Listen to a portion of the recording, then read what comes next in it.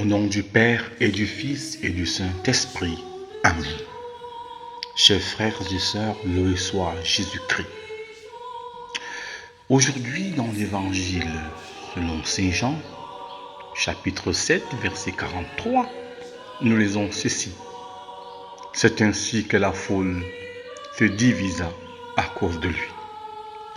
Oui, nous méditons aujourd'hui sur la dimension paradoxale de l'être extraordinaire de Jésus.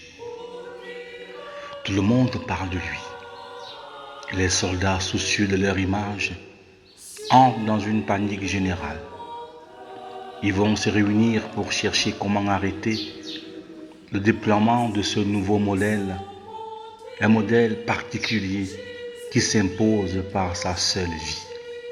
Une vie spéciale, une vie paradoxale que nul ne peut contenir par un simple regard.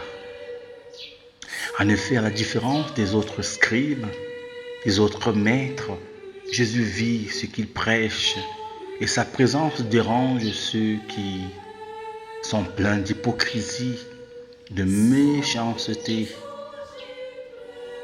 Il prêche un Dieu proche de l'homme, un Dieu sensible à la misère humaine.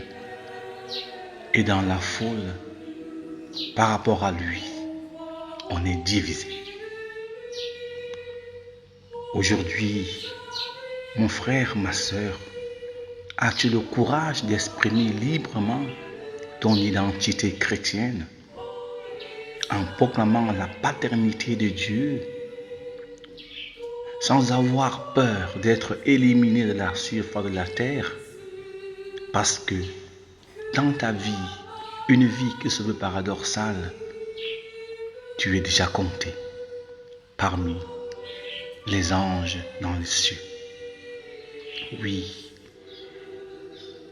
engage-toi alors encore davantage à vivre et à proposer un Dieu plein d'humanité et d'amour, un Dieu Père qui ne juge pas, mais qui se donne pour que le monde ait la vie en abondance. Voilà ce que Jésus fera et il t'invite à le mettre en pratique en ce temps de carême. Il est difficile dans notre monde aujourd'hui de se poser et se positionner contre l'esprit qui veut détruire, l'esprit du monde qui ne cherche que des intérêts égoïstes. Mais toi, par la grâce du baptême, décide, mon frère, ma sœur, de ramer à contre-courant. Tu seras aimé par ta présence, mais rejeté par la qualité des paroles qui sortiront de ta bouche. Sois-en sûr, Dieu le Père qui t'a choisi et envoyé sera là avec toi. Son esprit te couvrira de son ombre afin que rien de mal ne t'arrive, mais seulement bénédiction sur bénédiction. Car comme envoyé de Dieu, tu as une mission et personne ne peut arrêter le chemin missionnaire qui se déploie dans ton témoignage.